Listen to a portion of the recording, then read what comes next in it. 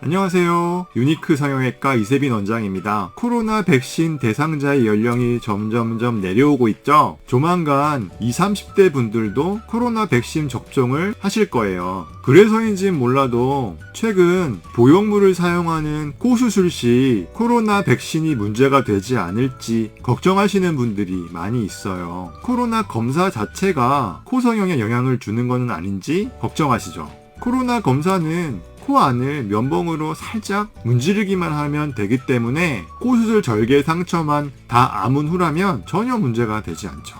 이번 영상에서는 코로나 백신이 보형물을 사용하는 코 성형에 영향을 줄 수 있을지에 대해서 자세히 알려드릴게요. 병원성 미생물이 사람이나 동물, 식물의 조직, 체액, 표면에 정착하여 증식하는 이를 감염이라고 하죠. 외부로부터 병원균이 침투해서 증식하는 상태를 말해요. 증상을 나타나게 하는 거죠. 코로나 바이러스 역시 호흡기를 통해서 코로나 바이러스가 체내로 침입해서 증식해서 다양한 증상, 사망까지 이르게 하는 거죠. 생백신이라는 말을 들어보셨을 거예요. 생백신은 살아있는 병원균을 주입하는 거예요. 생백신은 살아있는 병원체니까 체내에서 증식을 할 수 있겠죠. 따라서 생백신 이야기만 들은 경우에는 코로나 바이러스 백신 역시 체내로 침입해서 코로나 바이러스가 증식하여 전신의 감염이나 수술 부위에 감염을 일으키는 것은 아닌지 걱정하시는 경우가 있어요.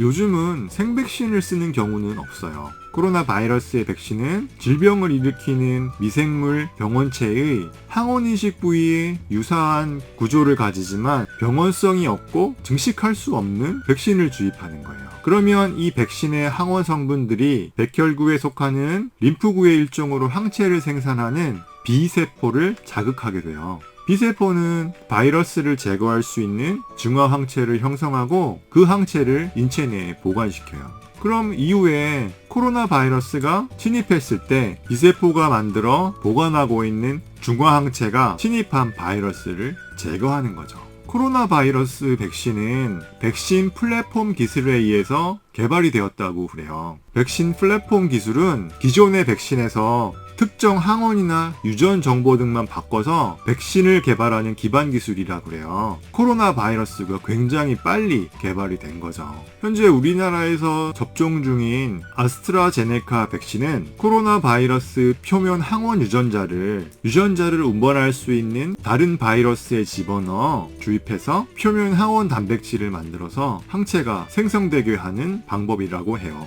그 외에 바이러스를 사멸시켜서 불활성화시킨 백신을 주입하는 방법, 표면 항원 유전자를 DNA의 형태로 주입하는 방법, 표면 항원 유전자를 RNA 형태로 주입하는 방법, 아예 외부에서 표면 항원 단백질을 만들어서 주입하는 방법 등으로 개발되었어요. 코로나 바이러스 백신은 증식할 수 있는 활성화되어 있는 바이러스의 형태가 아닌 중화항체가 인식할 수 있는 표면 항원 단백질의 형태로 만들어진 백신이기 때문에 체내에 들어가서 코로나 바이러스가 증식해서 감염이 생길 일은 없어요. 이물질인 코 보형물 주변에 병원체가 감염이 되면 보형물을 제거해야 되기 때문에 코 수술을 받으신 분들은 감염에 민감할 수밖에 없어요. 혹시라도 코로나 바이러스 백신이 감염을 일으키지 않을지 걱정을 하시는 것도 이해가 돼요. 코로나 백신 접종이 시작된 지도 벌써 꽤 시간이 흘렀어요. 그 기간 동안 코로나 바이러스 백신과 직접적인 연관이 있는 부작용은 보고가 되지 않았죠. 코로나 바이러스 백신으로 인해서 코 보형물 주변에 코로나 바이러스가 증식해서 감염을 일으키는 경우는 없다고 봐도 되겠죠. 구독과 좋아요는 사랑이래요.